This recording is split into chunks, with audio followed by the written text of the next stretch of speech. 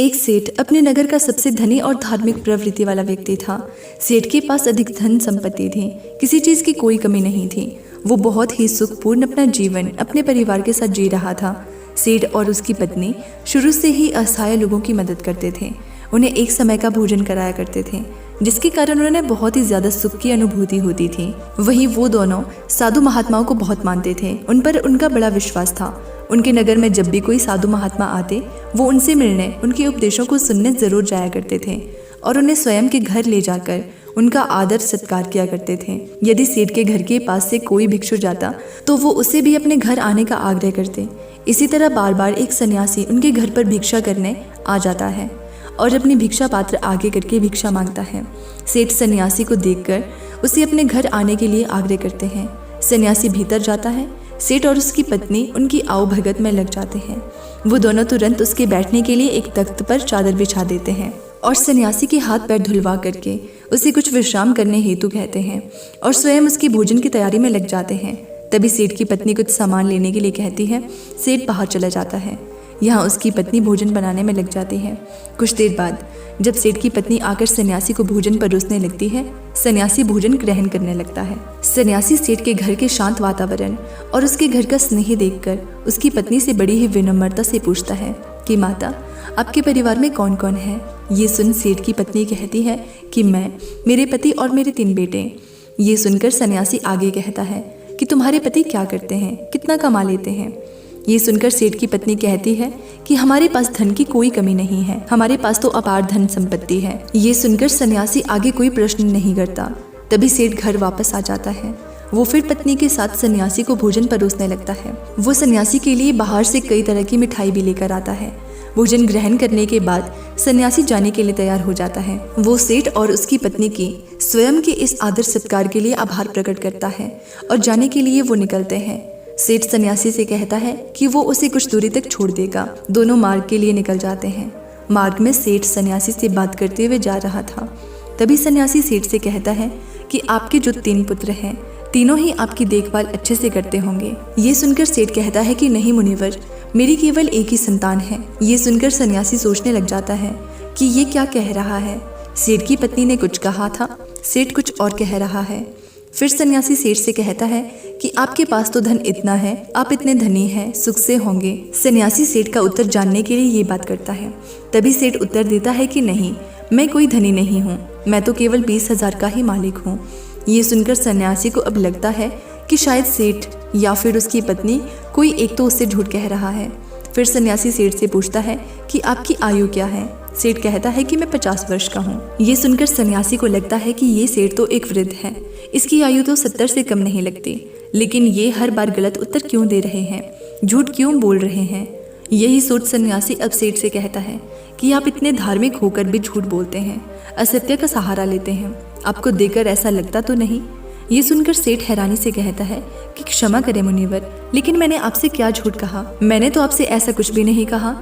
ये सुनकर सन्यासी कहता है कि जो कुछ भी मैंने आपसे पूछा वही प्रश्न मैंने आपकी पत्नी से भी किए, लेकिन दोनों के उत्तर अलग हैं।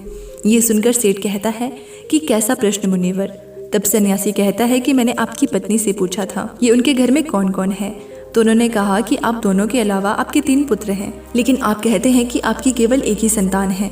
जब मैंने आपसे धन के बारे में पूछा कि कितना है, तो आपकी पत्नी ने बताया था कि आपके पास बहुत धन है, आप इस नगर के सबसे धनी लोगों में से एक हैं, और आप कहते हैं कि आप बस 20,000 के ही मालिक हैं। अभी मैं जब आपकी आयु पूछ रहा था तो आप 50 वर्ष बता रहे हैं, जबकि देखने में तो आप 70 से अधिक के लगते हैं, यानी आपने झूठ कहा। ये सुनकर सेठ बड़े ही विनम्र स्वर में कहता है कि क्षमा करें मुनिवर, लेकिन झूठ बोलना पाप है, तो भला मैं आपसे झूठ क्यों बोलूंगा, और वो भी आप जैसे महात्मा से जिन्हें मैं इतना मानता हूँ।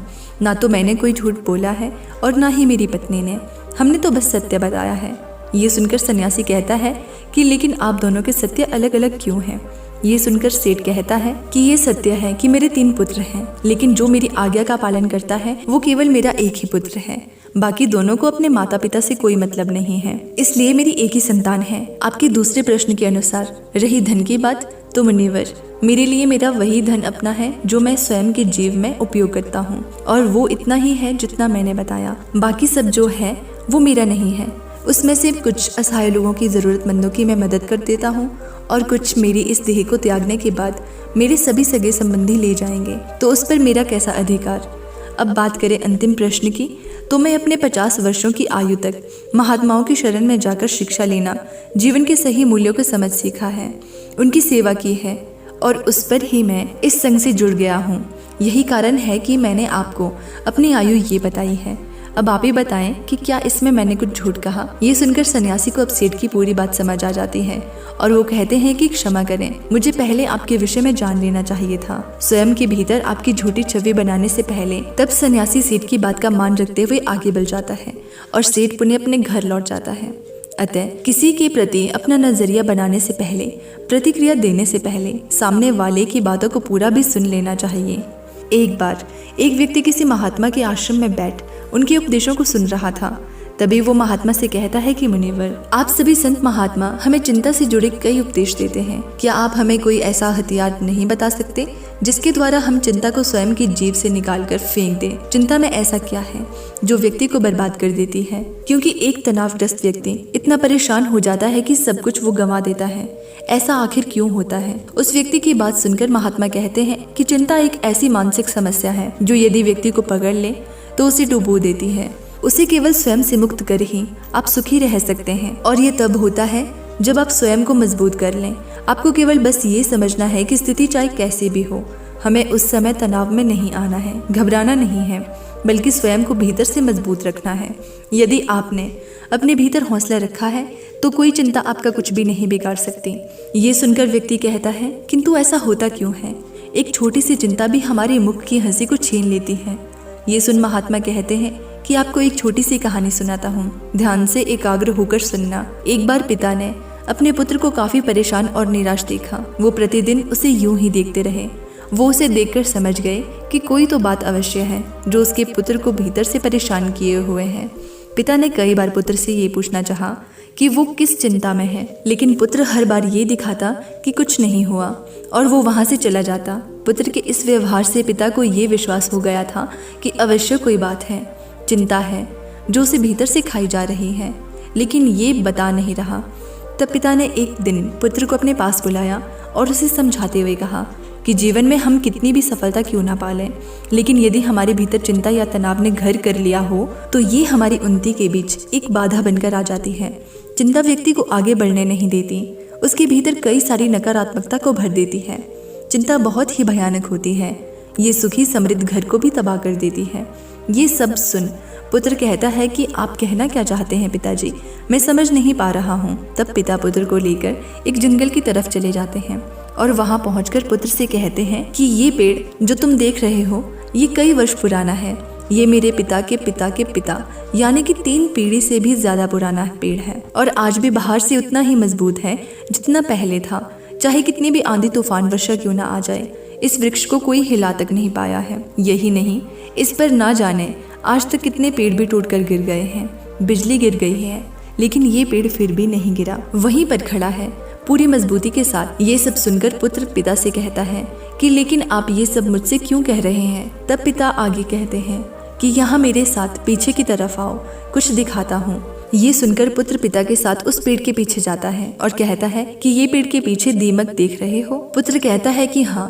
पिता कहते हैं कि इसी दीमक ने भीतर से इसकी छालों को पूरी तरह कुतर दिया है और बाहर की तरफ पूरी तरह ये खराब हो गया है। ये सब सुनकर पुत्र अब की बार भड़क जाता है और कहता है, लेकिन आप कहना क्या चाहते हैं? मुझे ये सब क्यों बता रहे हैं? भला मैं इन पेड़ों के बारे में जानकर क्या करूँगा? पुत्र को यूं क्रोध में देखकर पिता कहते हैं कि शांत हो जाओ, तुम्हें सही तरह से बात समझाने के लिए मैं ये सब कह रहा हूँ। ये सुनकर पुत्र कहता है कि लेकिन आप समझाना क्या चाहते हैं और क्यों? तब पिता कहता है कि जिस प्रकार ये पेड़ किसी भी आंधी तूफान, बारिश या फिर बिजली के गिरने पर भी नहीं गिरा, लेकिन एक दीमक ने इसे कमजोर कर दिया और इतने वर्षों से खड़े इस पेड़ को आज गिरने के लिए मजबूर कर दिया, उसी प्रकार व्यक्ति के भीतर बैठी चिंता उसके पतन का, तबाही का कारण बन जाती है। आप चाहे कितनी भी मेहनत क्यों ना कर रहे हो, उन्नति क्यों ना कर रहे हो, लेकिन यदि आपके भीतर किसी बात की चिंता है और वो बाहर नहीं जा रही, तो वो इस दीमक के समान आपको अंदर से कमजोर कर देगी और आपकी उन्नति वहीं रुक जाएगी। एक चिंता आपसे सब कुछ छीन लेगी। इसलिए स्वयं को कभी इतना तनाव में मत लाओ कि आप स्वयं के आगे ही कमजोर पड़ जाओ। पिता की ये सब बातें सुनकर पुत्र कहता है कि ये सब कोई जानबूझकर थोड़ी ना करता है, परिस्थिति ऐसी हो जाती है। तब पिता आगे कहते हैं कि परिस्थिति चाहे कैसी भी हो, चिंता करने से, तनाव में आने से क्या वो सही हो जाएगी? नहीं। चिंता करना, परेशान हो जाना किसी भी समस्या का हल बिल्कुल भी नहीं है। जब आपको कोई मार्ग ना दिखे तो कुछ समय के लिए शांत होकर एक जगह बैठ जाओ, खुद को समय दो और फिर सोचो कि किस तरह इस कठिन समय से निकला जा सकता है। कोई भी समस्या इतनी भी बड़ी नहीं होती कि उसका हल ना हो। हर समस्या अपने साथ हल लेकर आती है। तुम्हारी समस्या का भी कोई ना कोई हल जरूर होगा, बस जरूरत है तो कठिन समय में स्वयं को साहसी बनाने की। पिता की इस बात को सुनकर पुत्र को उनकी हर बात का सही अर्थ समझ आ जाता है कि वो उसे क्या कहना चाह रहे हैं। इस कहानी को पूरा करके महात्मा कहते हैं, क्या अब तुम समझे कि एक छोटी सी चिंता भी आपके जीवन को कितना प्रभावित करती है? ये सुनकर व्यक्ति कहता है कि जी मुनिवर। महात्मा आगे कहते हैं कि चिंता, दुख, तनाव सब हमें कमजोर करते हैं। हमें इन्हें स्वयं के जीवन से पूरी तरह से त्याग देना चाहिए और जो ऐसा कर लेते हैं वो स्वयं जीवन में सदैव खुश रहते हैं। जीवन में परिस्थिति चाहे कैसी भी हो, समय कभी एक सा नहीं रहता, हमेशा बदलता है। बस अपने सुख के पल को स्मरण करके उसे दुख में साहस का हथियार बना लो। ये चिंता कुछ नहीं बिगाड़ पाएगी, लेकिन यदि इस चिंता में आप गिर गए तो कभी भी उन्नति नहीं कर पाओगे। इसलिए कभी व्यक्ति को व्यर्थ की चिंता में नहीं आना चाहिए। जो वर्तमान में हो रहा है उस पर ध्यान दें, अपना काम करें, बाकी सब छोड़ दें और धैर्य रखें। ये समय भी कब निकल जाएगा आपको पता भी नहीं चलेगा। महात्मा की बात सुनकर व्यक्ति को उसके प्रश्न का सही उत्तर मिल जाता है और वो गुरु को प्रणाम करके वहां से चला जाता है। अतः चिंता व्यक्ति के जीवन के लिए सभी खुशियाँ, सुख, समृद्धि छीन लेती है। इसलिए व्यर्थ में इन सब में नहीं पड़ना चाहिए। स्वयं को चिंता मुक्त रखें, तभी आप जीवन में खुश रह सकते हैं। दोस्तों, आशा करते हैं कि आपको इस वीडियो से काफ़ी कुछ सीखने को मिला होगा और उम्मीद करती हूँ कि आपको ये वीडियो पसंद आई होगी। और अगर पसंद आई होगी तो वीडियो को एक लाइक करना मत भूलना।